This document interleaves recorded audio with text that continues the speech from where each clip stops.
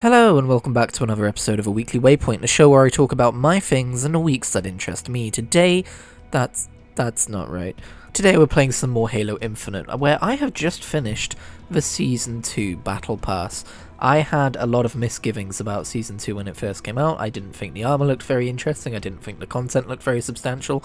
I still don't think the content was very substantial, but I do really like the one new 4v4 map they added, so there's that. And also the armor grew on me. Look how I look now. I look fucking baller, dude. I'm not entirely sure this is the aesthetic that the whole Lone Wolves thing is really meant to be, but red? This is my red armor core. I put a tweet out showing off all my different armor cores and how happy I am with 4 out of 5 of them. Sorry, the samurai looking armor set, they just did not give you enough free stuff to look good at all. But yeah, I've been playing a whole fucking bunch of Halo Infinite lately, so I finished the Battle Pass. Obviously, in a few days now, we've got that winter update. I still don't know what exactly is going to be in the 30 tier free Battle Pass. I couldn't find it. I didn't look very hard. Maybe it is out there. Maybe it's a surprise. I don't know if it's going to be its own armor core, or if it's just going to be additions to existing armor cores. One would assume because it's free it wouldn't be additions to the armor cores that you have to pay for in terms of the battle passes, which you wouldn't be able to get anymore anyway, but this is free for free, so who knows. But yeah, I think the absolute blast that is just the multiplayer of this game is often overshadowed by the talk about how the seasonal content has been subpar, and it has been subpar. I do remain optimistic that, especially with change in leadership, Halo Infinite is going to thrive. I think in a few years from now this is going to look like a very different game in terms of what the seasons offer.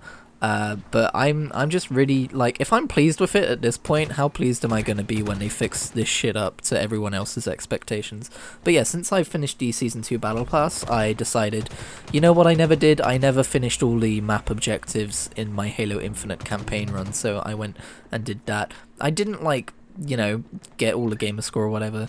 There's still like some collectibles to get. Like, I need to find, turns out all the Spartan cores don't show up on the map. You have to like fly over them for them to show up, so I have to, like, Forza Horizon style, like, find a map full of collectibles to compare it to my map and go find them, which I'll probably do at some other point. I'm probably going to give it a break now, but I did go back and I did finish all, like, the you know, like the tactical objectives, whatever they're called, the high value targets, that's the ones, and all of the bases and everything like that. So I had a grand old time doing that the other day, and now I'm just thirsty for more Halo. Me and Reese have plans to do legendary co-op on the older Halo campaigns at some point soon, maybe even today, who knows. Maybe this is coming out after we've already started, which we might be live streaming, might not be, not sure yet, but I'm pretty gosh darn excited about doing that, especially since Reese is probably better at Halo than me, so he can carry me to my achievements. I totally forgot I was going to talk about the matches I recorded here today. They are both Team Slayer matches. Since I finished the Battle Pass, I am at the wonderful place of just being able to choose whatever fucking game mode I want to play. And by the way, they've said that in the future they want to make challenges more like game mode agnostic, so you should just be able to do that anyway, which is something I'm looking forward to. It's coming up, I think it's coming up in the update, right? With like the Match XP beta is what they're calling it, which is kind of weird, but I think they're just they're just underconfident based on their previous experiences with releasing XP to players. So they want to call it a beta as kind of like a, hey, disclaimer, we'll tune it if it's bad, please don't hate us. But yeah, they've been saying that the challenges will be more like complementary XP, and it'll be like agnostic depending like on what game mode you prefer playing. So Team Slayer all the way, baby. I ain't got time for none of that objective shit. I challenge swap those challenges out anyway. That's right, I'm a basic bitch. But when I was recording these, I realized, you know, Slayer matches are probably, like basic ass Slayer matches, they're probably more fun to watch than like tactical Slayer matches, because there's just more going on.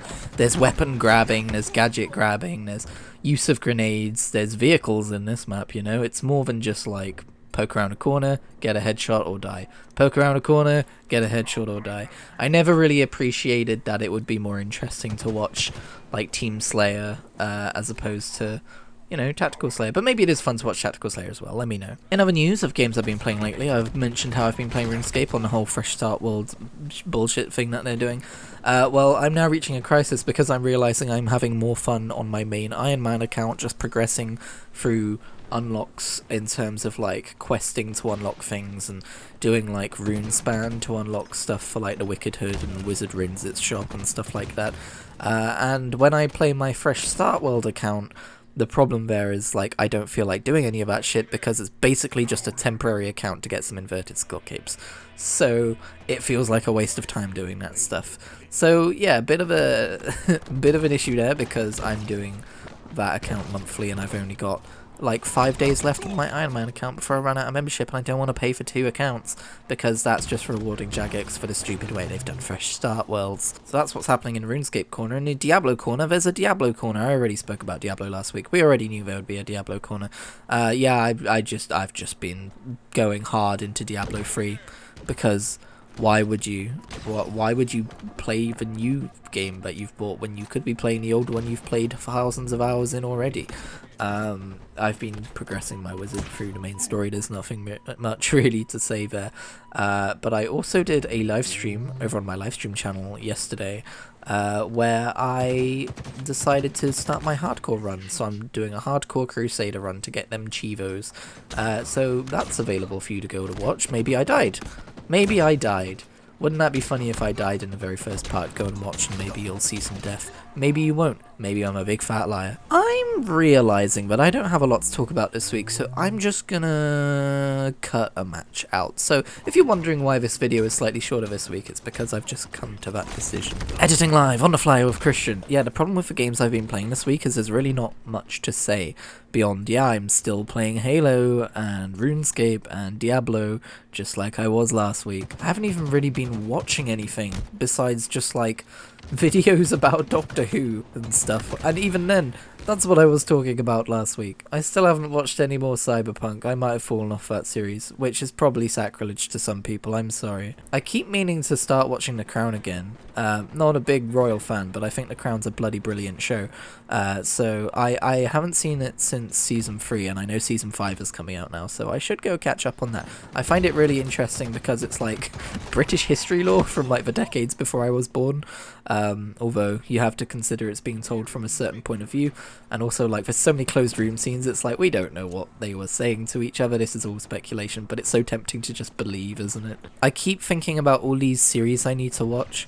And you know, I think I talked about Tales of the Jedi last week, didn't I? I keep thinking about these series I need to watch and want to watch, and then I go to click on one of these streaming services, and I end up going to YouTube and watching the Oxcast, pay more Trouble in Terrace Town or something.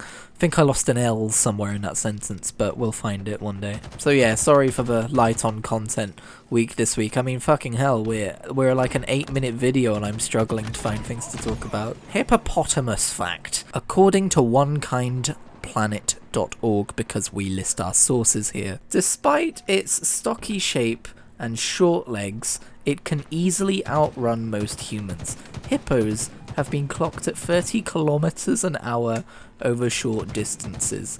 That would explain why they're so terrifying in Assassin's Creed Origins. Oh, and the name hippopotamus comes from the ancient Greek river horse. I don't know what the ancient Greeks thought they would be able to do with hippos, but I'm assuming it did not end well for them. I mean, they're not here anymore. Maybe it was the hippos. Thank you very much for watching this episode of A Weekly Waypoint. I'll see you next week.